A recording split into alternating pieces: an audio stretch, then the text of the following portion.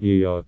The United Nations has been accused by some of its staff of racism after it issued a survey that included a question asking how they identify themselves, and offered ILO among the possible responses.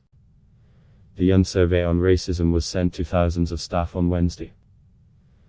An email accompanying the survey said it was being carried out as part of Union Secretary General Antonio Guterres' campaign to eradicate racism and promote dignity.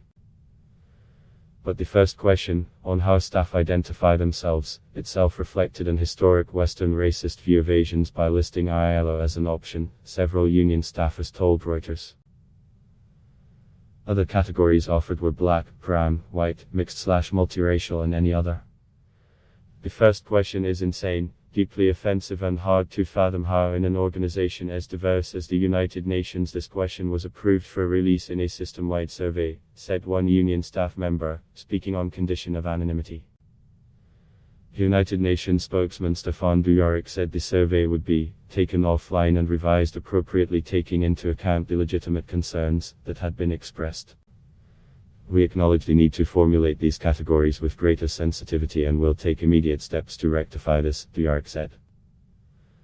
Erica Foldy, an associate professor at the Widener Graduate School of Public Service at New York University, said the use of the term was not acceptable.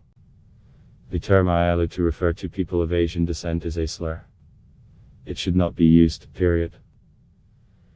At the same time, it is useful to remember that language related to race is complex and always in flux, she said.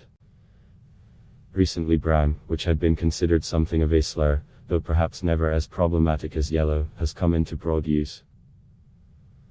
But I don't see that happening with ILO, Foldy said. Organizations and companies have been under increasing pressure to address racism in the wake of global protests sparked by the death of George Floyd, a black American who died in May after a white police officer knelt on his neck.